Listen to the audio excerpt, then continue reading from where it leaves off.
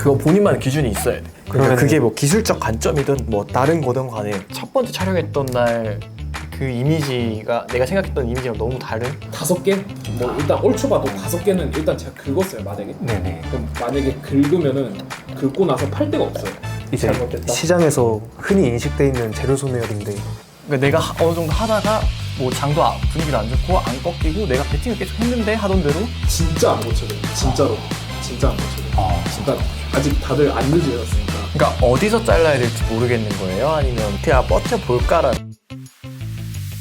제가 생각하기에 초보자들이 하기 제일 어려운 게 정치 테마주 같은데 한동훈 테마 관련해서 싹 갔다가 미국 대선이 이제 후보 사퇴도 갔다가 뭐 장중에 일어나는 일이 아니라 그 다음날 뭐 밤 사이에 일어나니까 홀딩 잘못하면 그 다음날 바로 개파락 맞기도 하고 이러니까 쉽지는 않은 시장 같았습니다. 티를 받다 보니 멘토님들한테 보여줘야 된다는 생각 때문에 매수 근거, 매도 근거가 좀 분명히 있는 것들을 하게 되더라고요. 매수 버튼도 그래야지 좀 드론 날 것도 같고 또 매도 도 근거가 있어야 될 것 같아서 좀 이유 있는 매매를 하려고 하지 않았나. 그래도 많이 그렇게 하려고 했어요. 일정이랑 종가 매매는 그렇게 막 떨어져 있는 매매는 아니라고 생각이 들어요. 관련주들이 어떤 것들이 있나 공부하는 계기도 되고 그런 것들을 유심히 보다 보면 슈팅을 줬을 거나 또는 종가에 관심을 좀 더 볼 수 있다는 장점이 있는 것 같아서 비중을 많이 실지는 않고요. 같이 병행해서 공부해보고 있습니다. 매수 근거 있고 매도 근거 일시 매매를 한 처음 3주였거든요. 그러면서 느꼈던 어떤 답답함이나 어려움 같은 것들을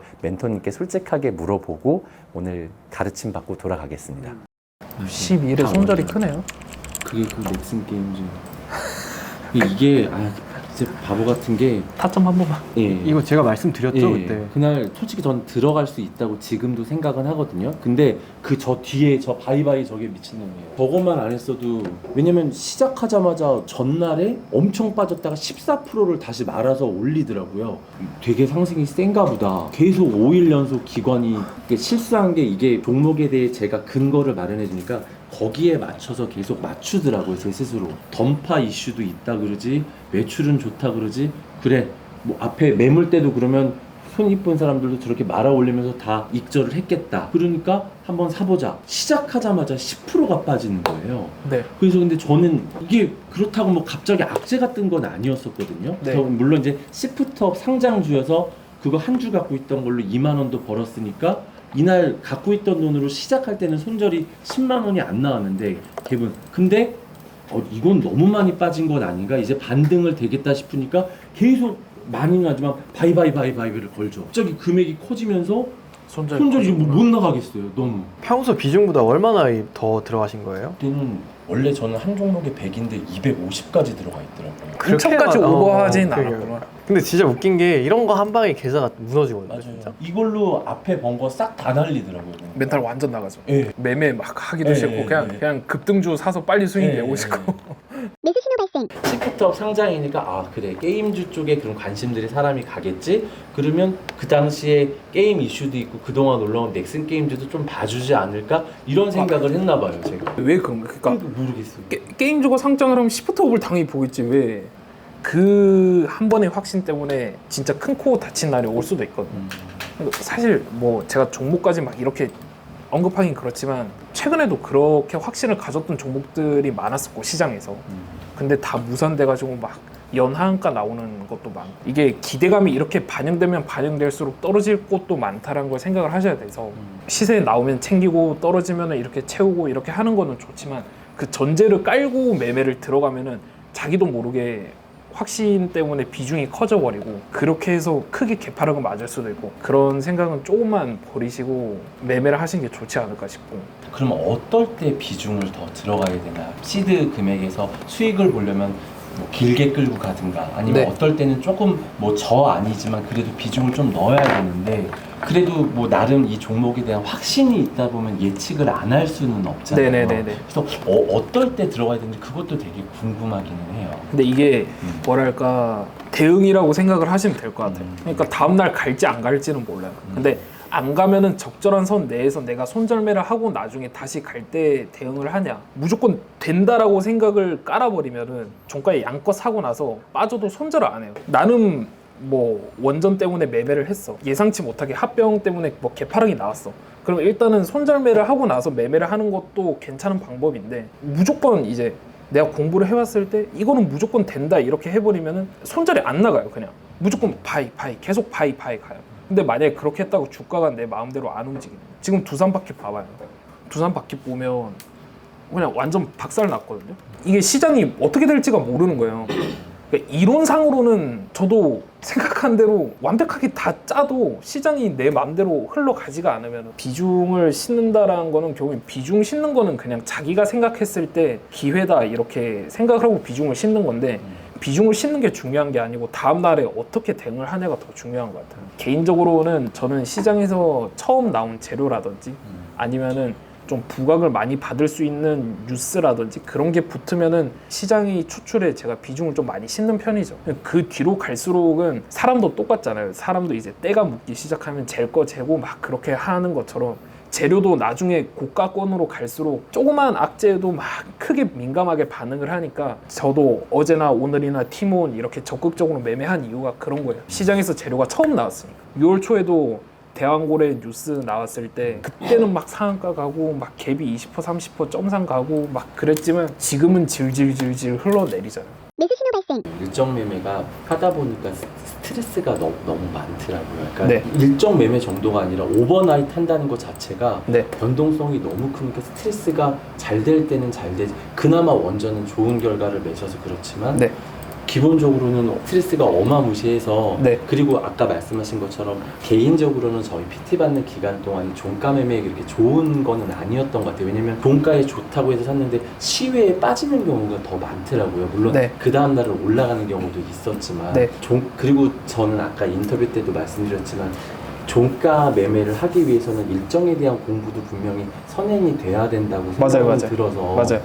부산 원전 같은 건 17일 발표인데 이슈가 온 거는 한 2, 3주 전부터 막 왔다 갔다 막 하더라고요. 네. 보니까 제 고민이에요. 그러니까 저도 개인적으로는 수익의 대부분이 종가 베팅으로 나온 것보다는 네. 그냥 운 좋게 일정을 모아갔던 게 수익을 줘서 온 부분들이 많이 있어서 네. 근데 개인적으로 하고 싶은 매매나 스트레스나 이런 걸로 봤을 때도 그렇고 잘하고 싶은 매매는 분명히 종가 매매 종가 매매인데 근데 되는 거는 일정 매매가 그것도 이제 되는 거죠. 지금만 운이 좋아서 네. 제가 보기엔 원전 이슈 하나 때문에 그렇지 테슬라 로보택시 관련된 이슈 때문에 라이콤인가를 한번 그게 대장주라고 생각해서 많이 빠진 날 샀는데 로보택시가 연기된다는 밀렸죠. 얘기. 그러니까 네. 뭐 바로 해서 그러니까 일정 매매를 하더라도 뭐 나라에서 공시하거나 이런 매매는 픽스가 되니까 상관이 없는데 CEO가 말하는 건 언제든지 변동성이 있으니까 네. 이런 건 또 함부로 하면 안 되겠구나라는 생각도 들기는 들더라고요. 그쵸. 그렇게 하시면서 이제 계속 고쳐 나가는 거죠. 매수 신호 발생. 풀렸다가 또 바로 붙이는 거는 상관이 없는데 네. 상이 풀려서 이렇게 너무 오래 질질질질 끌면 네. 확 떨어질 확률이 있어서 이건 제 편견 같기도 해요. 네. 그런 거는 웬만하면 이럴 때는 티몬이랑 이거는 알았었는데 네. 그쪽을 못하고 재건주가 그나마 오늘 선방하는구나 해서 네. 재건주만 보고 있었는데 네. 쟤는 상이 풀려서 저렇게까지 있으니까 다산 네트워크인가? 네. 그게 차트상으로는 더 괜찮아 보이더라고요. 네. 그걸 매도했는데 그래도 상이 풀렸어도 이거는 그냥 대장주를 매수하는 게 더 나았던 방법일까요? 일단 정형화를 하시면 안 돼요. 그러니까 내가 무조건 이런 상황에선 이렇게 매매를 해야겠다 이런 생각은 버리셔야 되고 저는 SG는 절대 매매를 안 했을 것 같아요. 상이 들어갔어요. 풀렸어요. 다음에 또 이따가 또 들어갔다가 터지고 또 들어갔다가 터지고 들어갔다가 터지고 그러니까 결국에는 이게 저시총 종목이라서 변동성이 엄청 큰 건데 저거를 누가 버텨요, 저 상한가를. 4% 5% 이렇게 빼는데. 그러니까 뭐 한 3분 만에 마이너스 8%, 마이너스 10% 이렇게 되잖아요. 저런 종목 변동성이 너무 크니까 안 할 뿐더러 우리가 소위 말해서 저런 종목을 지저분하다라고 표현을 하잖아요. 진짜 더럽게 움직이잖아요. 그러면 안 하죠, 저는. 공식처럼 정형화를 하려고 하다 보니까 상을 들어가면 상따를 해야 되고 상이 터지면 손절매를 해야 된다라고 생각을 하니까 그런 거예요. 그냥 더러운 종목은 피하면 되는 거고. 네. 그러면 아예 매수를 안 하는 게 나을까요? 아니면 그래도 2등주가 괜찮다고 하면 2등주를 한번 트라이 해보는 게 나을까요? 저는 별로 비선호예요. 애초에 매매를 할 거면은 대장주를 매매를 하는데 대장주가 저렇게 더러우면은 어차피 후발주는 저거 따라 계속 왔다 갔다 할 건데 사실 선호하지는 않죠. 지금 자꾸 정답을 찾으시려고 하잖아요. 내가 해야 되냐 안 해야 되냐 그거를 물으시니까 정답이 안 나오는 거예요. 정답이 없으니까 제가 말씀을 못 드려요. 내가 긴가민가 할 때는 조금 사볼 때도 있어요. 그러니까 안 살 때도 있고 그러니까 재료의 세기 아니면 시장의 분위기 뭔가 이런 거에 따라서 달라지는 거지. 그거를 예를 들어서 뭐 풀렸다 한다고 해서 다음날 갭이 안 뜨는 것도 아니거든요. 재료가 좋고 연속성이 있으면 충분히 뜰 수도 있는 거고 다음날까지 시세에 연속성이 있는 거고. 상한가를 들어가면은 이 테마주 내에서 후발주를 사야지라고 지금 계속 머릿속에서 인식을 하고 계셔서 그런 것 같은데, 그러니까 예를 들어서 SG가 막판에라도 닫았으니까 다산 네트워크라도 사야지 지금 이 생각을 하고 계신 거잖아요. 아니면 SG가 강하게 시세를 내줬으니까 이 후발주라도 사야지 계속 이런 생각을 하셔서 그런 것 같은데, 6월 달에도 제가 매매 복귀를 하면서 많이 느꼈던 게, 제가 6월 초에 대왕고래 매매할 때 늦게 매매를 시작해서 그 한국석유를 늦게 매매를 해가지고 급하게 상한가를 들어갈 때 1억 3천 정도를 상따를 했다가, 사실 이슈적으로 생각하면 다음날 무조건 가는 이슈인데 상이 깨지니까 상이 깨지면 안 좋은 거야 라고 저도 모르게 이렇게 인식이 박혀 있다 보니까 천천히 손절매를 하고 있는 거예요. 상따하고 있던 건 물량을 줄이고 있는 거예요. 재료적으로 생각을 해보면은 오히려 거기서 더 모아갔으면 베스트였을 건데 그런 게 있다 보니까 나도 모르게 팔고 있는 거예요. 근데 그러고 나서 그 다음날 갭이 20% 나왔잖아요. 제가 그때 1억 3천 상따했었는데 그냥 3천 몇백 정도만 남겨놨었거든요. 그러고 다른 종목들을 매매를 해서 수익을 많이 냈긴 했지만 저도 아직도 그런 편견이 많으니까 계속 앞으로 매매를 하시면서 버려야 될 편견들이 엄청 많을 거예요. 지금의 과정이 당연해요. 그냥 그렇게 정답을 찾으려고 하는 과정이 당연한데, 매매를 하다 보면은 결국에는 어디서 사서 어디서 팔아라 라고 하는 정답은 있을 수가 없다라는 거예요. 매수 신호 발생. 뭐 지금 시장의 트렌드에는 좀 맞는 그래도 재료잖아요. 그리고 만약에 저는 그렇게 생각해요. 걔네 말고 다른 이슈가 어떤 게 터졌다 했으면 전 걔네를 그렇게 비중을 잡고 가진 않았을 것 같아요. 상에 좀 더 털거나 했을 것 같은데 진짜 제곱 말고 주목을 받을 게 아무것도 없는 거예요. 그러니까 우선순위가 뭔지를 생각을 해보는 거죠. 내일 아침에 결국은 주목받을 게 뭘까를 저는 기준으로 최우선을 삼는데 재건을 이길 만한 게 없는 거죠. 그러니까 걔네를 일단 사놓고 홀딩을 한 거고, 막 재료가 솔직히 엄청 좋다라고까지는 저도 생각을 못 하겠어요. 그냥 저도 일단 사긴 살 건데 이게 이거 무조건 간다 이런 느낌은 아니었던 것 같아요. 다 이제 자기 생각대로 매매를 하는 거죠. 정해진 정답은 진짜 없어요. 저랑 비슷한 매매를 하시지만 안 사셨고 저는 샀잖아요. 어제 같은 경우는 동방 또 예스24 저는 못했거든요. 다르다는 거예요 서로. 말씀드린 것처럼 나쁜 편견들이 몇 개 있나 봐요. 네네. 대장주가 막 확확 바뀌지는 않는다고 원래 생각을 했었거든요. 네. 근데 막 대마주도 막 싹싹싹싹 바뀌고, 네. 이것도 매일매일 저는 다르고. 대모랑 현대 에버다임이 그 재건 관련해서는 최근에는 메인 대장주라고 생각이 들었었는데, 네. 그러니까 이걸 몰랐었어요. 재건도 그 두 개만 바라보고 있었어요. 그러니까 재건에 대해서는 관심을 갖고는 있었거든요. 네. 근데 얘네가 왜 갑자기 올라가지 시외에, 그러다가 보니까 S개가 상한가를 시외에 닿더라고요. 보니까 네. 텔레그램에서 조언을 주셔서 오늘도 이제 저걸 한 게, 메인주에서 놀아라. 네네네. 사기는 싫었는데 메인주에서는 놀아야 될 것 같은데 그나마 재건주에서는 2등주가 오늘은 다산 네트워크 같더라고요. 네. 아니면 양지상가 뭔가인데 걔는 남북 경협 관련주인가 뭐 그런 거 같고, 걔는 품절주. 품절주라서 시장이 안 좋으면 품절주가 많이 움직여요. 그것도 몰라서 네. 검색을 해봤더니 남북 경협이고 뭐 트럼프랑 또 연관이 있다고 뜨더라고요 네이버에. 네. 그래서 얘가 근데 얘는 모르겠어요. 근데 네. 차트는 나쁘지 않아 보였었는데 맞아요. 그나마 그래도 재건 쪽에 더 가까운 그리고 거래량이 다산 네트워크가 들어는 와서 네. 나름대로 저도 개인적으로 막 일정 매매 자신도 없거든요. 솔직히 네네네. 운이라고도 생각이 들어요. 그래서 어떻게든 종가 베팅을 해보려고 하는데 해도 틱대기밖에는 안 되고, 네, 요즘에는 그쵸. 영양가가 없죠. 예, 그리고 경험상 보니까 오히려 시외에 사서 조금 그 시초에 파는 게 더 수익이 많기도 하더라고요. 요즘 시장에는 오히려 종가에 샀을 때보다 시외에 저렇게 올려도 오히려 이제 그런 건 있었어요. 저렇게 횡보하는 것보다는 요즘에 그냥 혼자 작은 경험에는 이렇게 종가까지 조금씩이지만 저점을 올려서 우상향하는 주는 그래도 한 2시 반, 3시 사이에 사면 3시 20분까지는 상승을 한 번쯤은 주는 경우가 확률이 더. 여기서 오류가 있는 거예요. 그렇죠. 그러니까 여기서 오류가 있는 거예요. 여기서 2시 반에 사서 3시 20분까지 천천히 사면은 한 번은 주더라라는 것 자체에 오류가 있는 거예요. 이게 남겨줘야 돼. 패턴이라든지 공식이라든지, 제가 어쨌든 저도 이런저런 분들을 많이 만나봐서 그렇지만 대체적으로 학력이 좋으신 분들이 그렇게 찾으시더라고요. 내가 이러한 상황에서는 이렇게 해야겠다라고 다들 정하고 하시더라고요. 근데 그게 진짜 편견인 거예요. 깨기가 쉽지가 않겠죠. 깨기가 쉽지가 않은데 사실 그렇게 했으면은 돈을 못 버는 사람들이 없어요. 그쵸?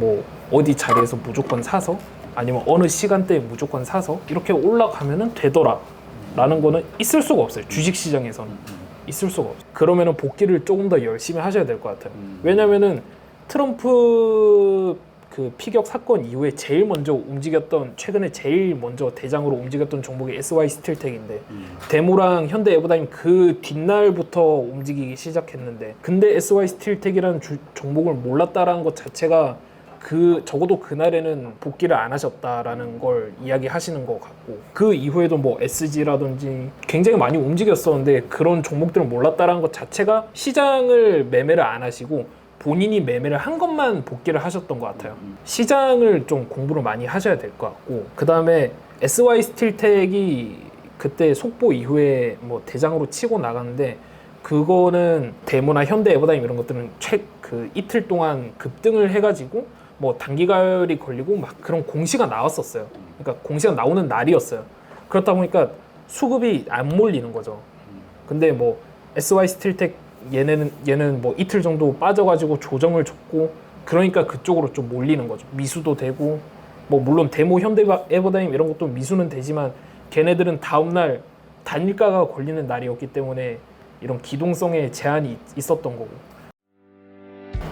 근데 전에 한번 크게 데인 적이 있으니까 선뜻 손이 안 나가요. 네. 그런 경우는 어떻게 극복하셨었어요? 그냥 하는 거죠. 그냥 해보는 그냥 하는 거죠. 근데 그렇게 되면은 매매를 할 수가 없어요. 내가 이전에 손절했던 종목이라고 겁을 내버리면은 매매를 할 수가 없어요. 다음에는. 또 편견이 있으신 게, 시간의 단일가에서 종목을 매수해가면은 그게 종가 비팅보다 더 낫더라라고 하시는 거는 트렌드라고 생각을 하고 계시면은 그나마 다행인데, 그렇지가 않아요. 어찌됐든 간에 상황이 좋게 풀려서 내가 샀던 것보다 뭐 0.5%라도 좀 더 좋게 시가가 나왔더라면 다행이긴 한데, 뭐 플러스 6%대도 보합 출발하는 것도 있고, 결국엔 말 그대로 장외잖아요. 정규장 외의 시장이잖아요. 그 가격이 정규장이 가격에 영향을 주는 건 맞지만은 무조건 그 가격대로 출발하라는 법은 절대 없단 말이에요. 그런 것도 다 벗겨내시고 이 공식을 좀 정하려고 하시면 진짜 안 될 것 같아요.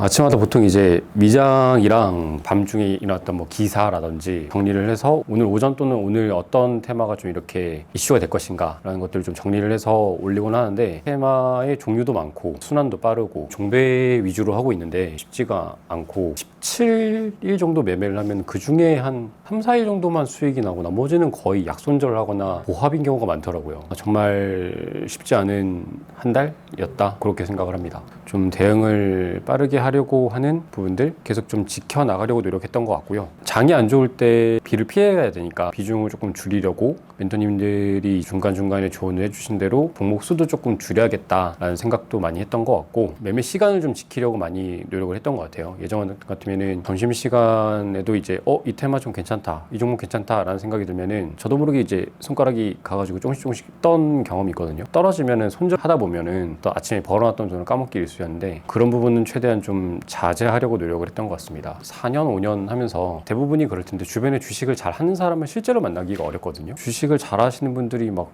하나 둘씩 생기는 거예요. 일단 그런 분들이 주위에 생긴다라는 것 자체가 저한테는 되게 의미 깊은 시간이었던 것 같고, 저도 그런 사람이 되는 시작점이 되었으면 좋겠다, 그런 생각을 가지고 있습니다. 근데 이제 제가 보니까 분봉을 보시면 거의 이제 막 찍고 내려가는 것들 때문에 되게 스트레스 많이 받으시더라고요. 그렇죠. 결국은 대응. 그러니까 다음날 대응이. 네, 결국은 대응인데, 근데 사실 그러면은 그 대응을 어떻게 늘리느냐, 그게 제일 문제인데, 경험에서 이제 나와야 되고, 그다음에 나만의 대응 방식이나 이런 것들이 좀 정립이 돼야 되잖아요. 원칙이 정립이 돼야 되잖아요. 네. 어렵다 그래야 되나? 이게 항상 이럴 때도 있고 저럴 때도 있고, 맞아요. 이런 게 항상 있다 보니까 뭔가가 나만의 원칙을 만들기가, 이게 맞나 저게 맞나가 독립이 잘 안 되는 느낌이랄까? 말씀하신 대로 톡 찍고 내려가면은 그럼 이거는 아니었나? 전일 종가 근처 지지선이 그쵸, 깨지면 그쵸. 거의 손절을 하시잖아요. 근데 그렇게 깨고 가는 것도 너무 많고, 뭐 그렇게 흐르는 것도 있고, 아예 그러니까 시간에 마이너스로 된 종목들은 들고 가지 않아요. 그러니까 이게 정답은 아니거든요. 그러니까 저 같은 경우는 그렇게 했어요. 제가 왜 시간에 비중을 태우냐면 그것 때문에 그래요. 마이너스가 아닌 걸 보고 대우신 네, 근데 충분히 이슈가 되고 아 이거는 나도 홀딩 해가 볼래라는 거는 하는데 진짜 아 이거는 너무 재료가 좋아서 들고 가볼래 이런 게 아닌 이상은 시외에 뭐 마이너스 1% 이렇게 나오면 자른다던가 일단 그렇게 하거든요. 그리고 다시 돌릴 때 사거나 그건 저만의 기준이에요. 쟀는데 내 생각대로 안 가거나 아니면 시간의 단가에서 조금 빠질 수도 있잖아요. 종가 매매를 했을 때 이 종목은 무조건 시간에 시세가 나야 되는 종목이라고 생각을 하면은 올라가면 물론 이제 손절을 하는 거긴 한데 만약에 못 올라가면은 그런 거는 손절을 해요. 그러니까 시간에 올라가야 된다라고 생각을 하고 종가 매매를 했는데 시간에 안 올라가면은 시간에서 손절을 하는 편이에요. 근데 대형주 위주, 수급주 위주로는 시간에서 사실 그렇게 큰 변동이 없단 말이에요. 1% 내외로 보통 그러니까 빠져도 뭐 0.5% 이렇게 빠지잖아요. 그러니까 그런 종목들은 다음 날에 갭을 노리고 매매를 하는 것도 아니고 다음 날 시세를 노리고 매매를 하는 건데 그러면은 저는 시간에 잘 안 팔아요. 테마주에서도 다음 날에 부각을 충분히 받을 수 있는 종목이라고 생각이 들면은 그렇게 크게 빠지지 않는 이상은 사실 그렇게 신경을 쓰지 않거든요. 저도 옛날엔 그랬어요. 조금이라도 파란불이 찍히면은 난 무조건 정리하고 가야 돼 이런 강박이 있긴 했었는데 그러다 보니 놓친 것도 너무 많았어. 작년에 진짜 많이 느꼈던 게 초전도체 막 사람들이 관심 갖기도 전부터 저는 그런 뉴스 읽고 커뮤니티 보고 이런 거 좋아해서 보는데 초전도체라는 물질이 있다. 이게 뭐지? 이렇게 하면서 야 이게 진짜 한국에서 만든 거라면은 나는 이거를 종가에 사야겠다라고 생각을 했는데 까먹고 안 샀는데 그 종목이 시간의 하한가에 간 거예요. 그날이 금요일이었거든요. 시간의 하한가에 갔어요. 야, 나 이거 샀으면 진짜 큰일 날 뻔했다 하고 그냥 주말에 공부도 안 하고 근데 이제 계속 이제 커뮤니티 보면 초전도체 뭐 대박이다 이렇게 하니까 그냥 인지는 하고 있었죠. 근데 다음 주에 스윙으로 한번 들고 가봐야겠다 하고 서남이라는 종목을 계속 관심권에 두고 월요일에 딱 개장을 했는데 그 종목이 보합에서. 플러스 출발한 거예요. 보합에서 0.1% 플러스 출발하는 거예요. 강보합으로 출발하는 거예요. 시간에 한가 갔던 종목. 이제 그때 한번 느낀 거죠. 야 이게 그냥 이슈가 센 종목은 시간의 가격이 사실 그렇게 크게 의미가 없구나. 이제 그런 것들이 뭐 제가 말한 게 시간의 가격이 진짜 의미가 없다 이런 게 아니라 다음 날까지 보려고 산 종목은 당일에는 잘 처분 안 해요 저는. 그러니까 다음 날에 손절을 하면 손절을 하지 내 생각대로 시가가 안 뜬다 그럼 전 아까도 말했지만 시가의 비중을 줄여요. 절대 다 패진 않아요. 저는 정해둔 시간대가 있단 말이에요. 뭐 5분이면 5분, 10분이면 10분 종목마다 너무 다르고 뭐 상황마다 너무 다르고 시장마다 다르기 때문에 정확히 몇 분 안에 자른다라고 말은 못하겠지만 일단 시가에 덜어내고 내 생각대로 안 가면은 천천히 분할 매도를 하죠. 이게 뭐 장단점이 분명히 있어요. 시가에 다 던지면은 내가 리스크를 최소화시킬 수 있겠지만 반대로 나중에 날아갈 때 내가 팔았던 가격보다 다시 웃돈을 주고 산다는 게 심리상으로 쉽지는 않거든요. 그래서 그럴 때는 또 시세를 놓칠 때도 있지만 뭐 수익을 포기하고 리스크를 챙기는 전략이었던 거고 이거를 시가에 안 팔고 조금 버텼다가 이렇게 시세가 올라가면은 리스크를 택한 대신에 시세를 챙긴 거고 그거는 다 달라서 이게 제일 어렵긴 해요. 대응이라는 거 제일 자체가. 어려워요. 대응이 진짜 어렵더라고요. 네, 그래서 본인만의 그게 필요하거든요. 오전에는 변동성이 심하잖아요. 그죠. 큰 종목들도 변동성이 은근히 있어요. 이게 나는 예를 들어 내 풀로 들어와서 이 변동성 1%, 2% 왔다 갔다 하는데 그것도 힘든 거예요. 못 버티겠는 거죠. 그 파동을. 그걸 포기를 했어요. 그냥. 시간에 플러스 있는 것만 들고 가자. 두 분도 이제 원칙이 다른 거니까. 네네네, 맞아요. 원칙은 다, 다르죠. 다 달라요. 이게 사람이 심리상 그게 참 힘든 것 같아요. 빠질 때는 잘 버티거든요. 빠질 땐 진짜 누구보다 굳건하게 잘 버티는데 올라갈 땐 사람들이 다 못 버텨요.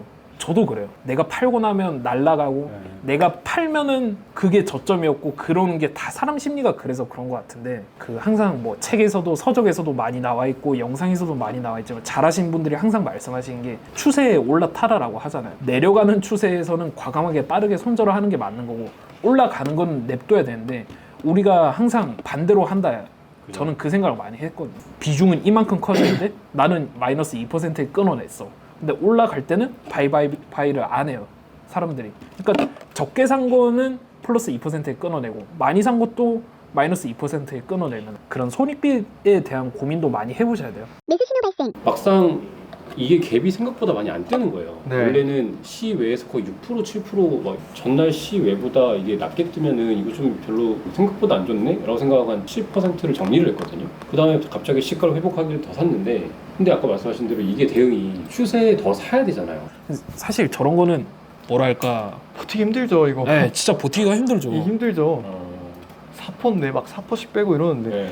네. 저는 잘했다라는 생각이 드는데 저도 이런 거 저희 되게 많아요. 엄청 많죠. 저희 진짜 많아요. 그러니까 이걸 다 먹을 수는 없어요. 솔직히 거의 불가능에 가깝다고 생각을 하고 이 중에서 최대한 좀 길게 먹을 방법이 뭐가 있을까에 대한 고민을 하는 건 좋은 거예요. 뭐 이렇다고 해서 이게 틀린 것도 아니고 저는 진짜 잘했다라고 네. 생각드는데요. 이거 저도 못 버텼을 것 같은데 왜냐면 실제로 이때 우리 바이오가 대장이었거든요. 맞아요. 근데 이게 갑자기 그냥 대장으로 치고 나간 거잖아요. 그렇죠. 어떻게? 예. 결과론적으로 봤을 때는 이제 시가 찍고 밑에 내려와서 횡보하다가 이렇게 올라간 것처럼 지나고 나서 보니까 아 이런 거지만 시가 뜨고 나서 이렇게 죽는 것도 엄청 많고 거래량이 안 터져가지고 그냥 죽는 것도 엄청 많고 물론 이슈적으로 조금 더 깊게 생각을 해보면은 아 해리스 이거 며칠 더 가겠다 저도 이런 생각은 했지만 어쩔 수가 없어요. 이거는 너무 잘하신 거라고 생각이 드는데 만약에 진짜 그렇게 하신다면 마인드 자체를 애초에 시세 날 때 갭 뜬다고 파는 그게 아니라 나 이 재료가 너무 좋으니까 길게 먹어봐야지 라는 마인드로 뭐 하신다고 하면 뭐 먹을 수 있겠는데 이거 데이 트레이딩에서 이렇게 이걸 다 먹겠다? 저는 힘들다고. 이게 1,000원짜리 종목이니까 그쵸. 사실 변동이 진짜 크단 말이에요. 뭐 이게 차트로 보면은 그냥 뭐 예쁘게 움직인 것 같아도 저 당시에 1분에 막 3%씩 이렇게 움직였을 거예요. 그럼 위아래로 막 3%. 그러면 이렇게 3천만 원만 사도 뭐 그냥 1분에 100만 원씩 왔다 갔다 하는 건데 확실한 건 본인만의 기준이 필요한데 그 손익비를 맞추는 작업을 해야 되는 것 같아요. 근데 이거를 기준을 알려드리면 그 가르쳐준 사람의 기준인 거지. 그럼 그 사람은 아무리 이걸 디테일하게 알려준들 이 사람은 이 매매를 계속하면서 쌓은 데이터가 있을 거 아니에요. 대응을 어떻게 해야 할지. 이걸 솔직히 온전히 알려줄 수가 없다고 생각을 해요. 그러니까 본인이 만들어야 돼요. 사실 이게 진짜 사람들이 많이 어려워하는 부분이긴 하거든요. 저런 부분이 멘탈적인 부분이나 아니면은 공부하셨을 때 어떻게 공부하셨는지 이런 부분이 좀 궁금한 게 많거든요. 네. 예를 들어서 청사진님 멘토 같은 경우에는 뉴스 보는 거 워낙 좋아하셨다라는 맞아요. 걸 알고 있고 네. 그러면 이제 안한자님 같은 경우에는 어떤 식으로 그 인사이트나 그런 걸 키워가셨는지 저는 궁금하고 이슈가 나왔을 때 얘가 어느 정도 갈지에 대한 그래서 제가 맨날 시간에 다닐까나 정규장의 상한가 간 거를 꼭 확인을 해라라고 하는 게 네. 얘네가 어떤 재료 때문에 갔고 라는 그 데이터가 쌓이면 그리고 다음날 어떻게 움직였고 아 이 재료가 어느 만큼 파급력을 가지는구나 라는 걸 어느 정도 알 수가 있어요. 다음에 이 비슷한 이러한 재료가 나왔을 때 아 그때 이렇게 나왔으니까 이번에도 이 정도는 날 수 있지 않을까라는 어느 정도 이 테마가 어느 정도 파급력인지는 시장에서 알 수 있잖아요. 네. 경험을 한 거잖아요. 내가 매매를 해보고 깨져보고 베팅을 해서 해보고 본인이 만약에 종가에 활약품을 100주를 샀어요. 근데 시가에 일단 50주를 팔았어. 수익을 주니까 팔았어. 팔고 나서 남은 50주는 팔았던 50주 수익을 담보로 남은 50주를 분할 매도로 한번 즐겨보는 거예요. 4만 원 정도 수익이 났어요. 그러면은 2만 원 수익을 챙겨요. 남은 미실현 금액이 2만 원이 있잖아요. 근데 이걸 그냥 버텨보는 거예요. 이 2만 원이 영원히 될 때까지 그냥 버텨보는 거예요. 나는 이미 2만 원을 챙겨놨으니까 경험적으로서 이 2만 원을 활용을 해보자라는 거예요. 어느 정도 챙기고 나중에는 이 정도 물량은 챙겨놨을 때 수익이 조금 더 커지겠구나 이런 걸 많이 느껴봐야 돼요. 본인이 부담 없는 선에서 경험을 진짜 많이 해봐야 돼요.